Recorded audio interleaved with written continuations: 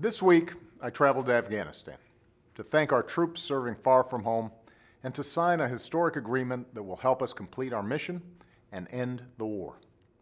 As Commander-in-Chief, nothing is more humbling or inspiring than the chance to spend some time with our troops.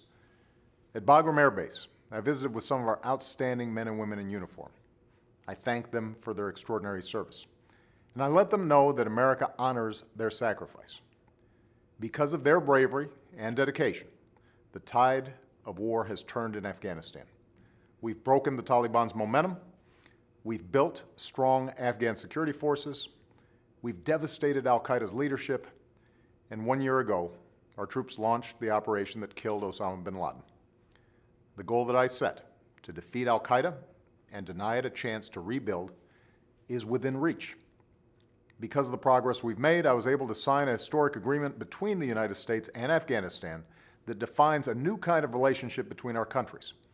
A future in which Afghans are responsible for the security of their nation, and we build an equal partnership between two sovereign states. A future in which the war ends and a new chapter begins. The enormous sacrifices of our men and women in uniform are not over, but many of our troops are already coming home. Last year, we removed 10,000 U.S. troops from Afghanistan. Another 23,000 will leave by the end of the summer. As our coalition agreed, by the end of 2014, the Afghans will be fully responsible for the security of their country. And this is as it should be. Because after more than a decade of war, it's time to focus on nation building here at home. As a new greatest generation returns from overseas, we must ask ourselves, what kind of country will they come back to? Will it be a country where a shrinking number of Americans do really well while a growing number barely get by? Or will it be a country where everyone gets a fair shot, everyone does their fair share, and everyone plays by the same set of rules? A country with opportunity worthy of the troops who protect us. America has answered this question before. My grandfather, a veteran of Patton's Army, got the chance to go to college on the GI Bill. My grandmother, who worked on a bomber assembly line, was part of a workforce that turned out the best products on earth. They contributed to a story of success that every American had the chance to share in.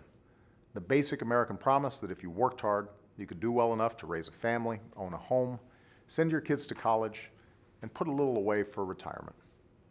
Keeping that promise alive is the defining issue of our time. But it means making responsible choices. I don't think we should prioritize things like more tax cuts for millionaires while cutting the kinds of investments that build a strong middle class.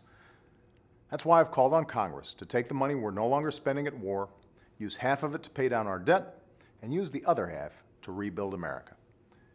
Because we've got more jobs to create, more students to educate, more clean energy to generate, more entrepreneurs with the next great idea just looking for their shot at success.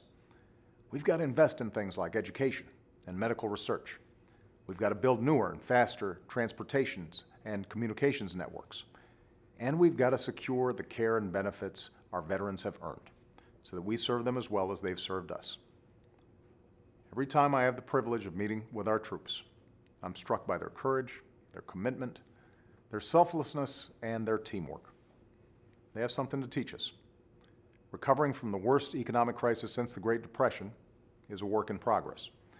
But if we follow their example, then I have no doubt we will preserve the promise of this country, protect the freedoms we cherish, and leave for our children an America that's built to last. God bless you, and have a great weekend.